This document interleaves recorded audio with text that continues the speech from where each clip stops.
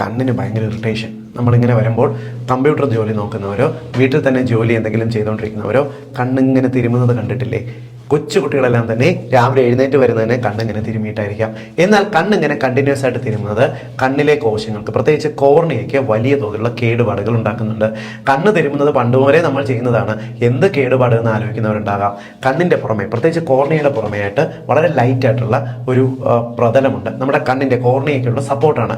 ഇതിൻ്റെ പ്രഷറിനകത്ത് ചെറിയ വേരിയേഷൻസ് വരികയും ഇതിൻ്റെ ഷേപ്പിൽ വേരിയേഷൻ വരികയും ചെയ്തു എന്ന് വരാം.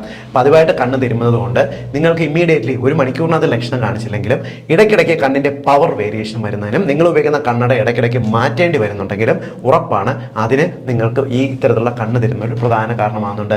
നിങ്ങൾക്ക് കണ്ണിന് ഡ്രൈനെസ് ഉണ്ടെങ്കിൽ, കണ്ണ് ചൊറിച്ചിലാണ്, അലർജി ടെൻഡൻസി ഉണ്ടെങ്കിൽ എല്ലാം തന്നെ കണ്ണ് തിരുമുന്ന ടെൻഡൻസി ഉണ്ടെങ്കിൽ ഇമ്മീഡിയറ്റ്ലി അത് ട്രീറ്റ്മെന്റ് ചെയ്ത് മാറ്റുക. ഇല്ലെങ്കിൽ നിങ്ങളുടെ കണ്ണിന്റെ, പ്രത്യേകിച്ച് കോർണിയയുടെ പ്രതലം നശിക്കുന്നതിനും നിങ്ങളുടെ കാഴ്ച കുറഞ്ഞു വരുന്നതിനും കാരണമാകും. ഇത് നിങ്ങൾ എല്ലാവരുടെ അറിവിലേക്കായിട്ട് ഷെയർ ചെയ്യുക. പലർക്കും ഇതിനെക്കുറിച്ച് വലിയ അറിവില്ല.